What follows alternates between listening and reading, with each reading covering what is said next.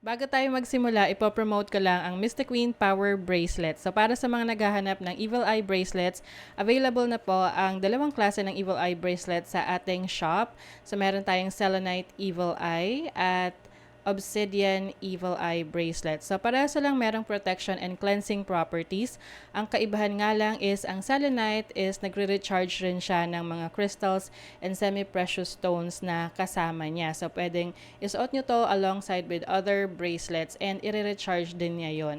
Ayan. And marami rin tayong iba pang mga bracelets dito for protection and also for healing, attraction ng money, love, and prosperity. Ayan. So, lahat po yan nasa aking online shop. Pakicheck nyo na lang po. Lahat ng link ay nasa description. Happy shopping! Pisces, hi! Welcome to Mr. Queen PH. At titinan natin ang energy ng inyong kaperahan ngayong September 2023. Ayan. So, this is a general reading. Maari kayong makarelate. Maaring hindi. Just take what resonates. Panoorin nyo rin yung Sun, Moon, Rising, and Venus ninyo. Para sa iba pang mensahe, meron tayong video na nagpapaliwanag tungkol doon. Link on the description. And thank you so much sa lahat ng sumusuporta dito sa ating channel. Ayan. Just a reminder, Pisces, that you have the power to create your own reality. So, gamitin nyo lamang ang reading na to bilang gabay. Okay, so let's see your overall energy, Pisces, for September. Money, career, finances, ideas. You have new ideas, new opportunities to earn money. Meron kang eureka moment. Kakaroon ka ng realization na ito yung gusto kong gawin. Ito yung gusto kong simulan. What is your challenge? Ano yung challenge ng mga Pisces? You have the moon. Meron kayong pag-aalala. Oo, iniisip nyo, paano nyo kaya gagawin yun? Paano nyo kaya sisimulan yun? Minsan kasi, you tend to overthink, no? Yung situation.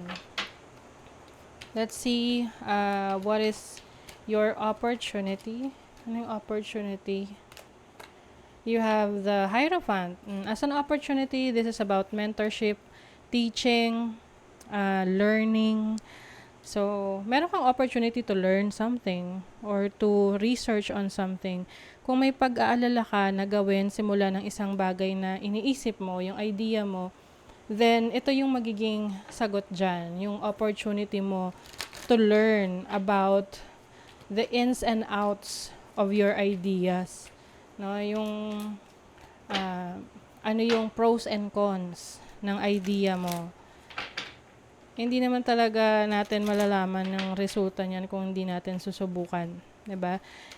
And there's also someone na pwede mong makausap, magbibigay sa'yo ng payo, or someone na mag-guide sa'yo dito sa bagong sisimulan mo, sa career mo, or sa business.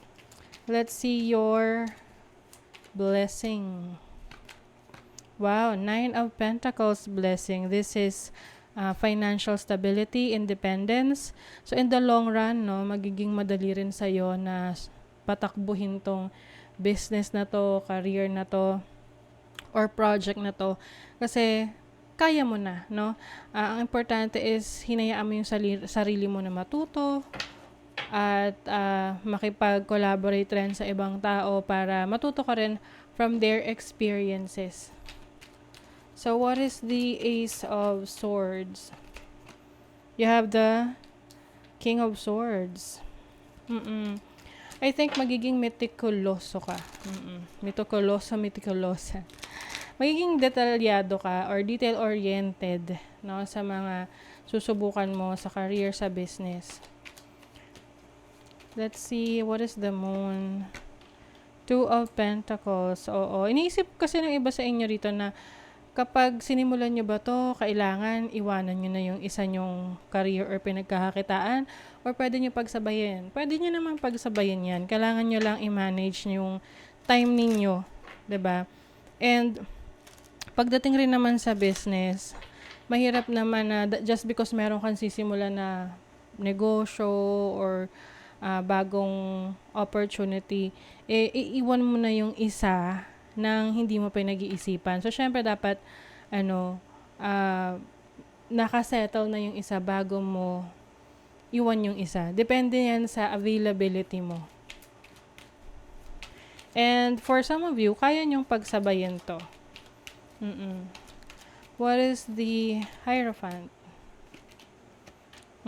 You have the High Priestess. Yes. Alam nyo, you are so knowledgeable about this, Pisces. Yung iba sa inyo, maaring yung career or business na tatahakin nyo related sa spirituality ninyo or related sa occult, no? Related sa anything na esoteric, no? Ganyan. Spiritual practices. But for some naman, kung hindi ito anything related to spirituality, this is something na a career or a business na malapit sa puso mo. It's like your soul's purpose for some of you. What is the Nine of Pentacles? You have the Seven of Wands. You are protected. Pisces.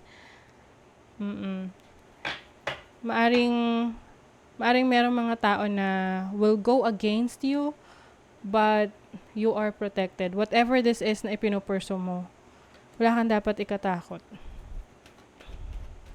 You have a shield. Meron kang shield. You have, harmony. Your peacekeeping attitude will do wonders in your career. Yes. So for you, you choose peace, you choose balance, equality sa career mo. Like what I mentioned kanina, time management lang para mapagsabay-sabay mo yung mga interest mo. Slow and steady. Ayan. Slowly but surely. There's no need to rush. Just enjoy the process. Ayan. Ito yung sinasabi ko sa inyong pagiging detalyado. You're going to be careful in each and every step of the way na papasukin mo. You are willing to learn. You are willing to experience, no, yung proseso na kailangan mo pagdaanan. And you are so determined. Very consistent ka.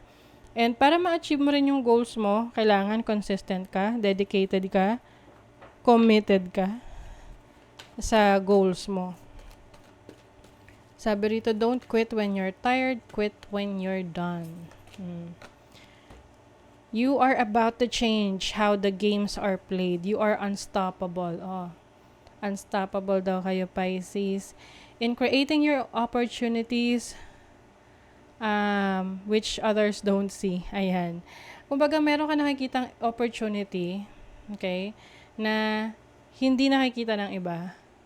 So, that's why you are unique. Ayan. Let's see what else, Pisces. Balance. Ayan, kanina pa tong balance na to. Ang daming synchronicities ng balance. So, you are being asked to find balance in your life, take care of yourself. If things are stressful na, then, take a step back and relax and take a rest. Inner child, this is connected to your creativity, no? Maaring you are going to tap into your inner child, your creative skills, creative knowledge. And maaari ring meron kang tutuparin na pangarap mo nung bata ka na you've always been wanting to do sa career mo or to make it a business of your own. You're going to pursue that. Whatever is close to your heart. Your purpose is personal expansion. How can you be more intentional with your choices and live more with more purpose? See? Ayan. Ang Pisces kasi ang ruler niyan sa traditional astrology is Jupiter, and Jupiter rules good luck and expansion. So, I think importante dyan is kung ang focus mo is yung growth mo, yung pag-unlad mo, mas magiging dedicated ka sa mga gagawin mo. Kailangan You are determined to do it without any question. Pero pag nawawalan ka na ng determination, i-check mo rin yung sarili mo. Is this really what you want? Or you want to make some changes? Okay?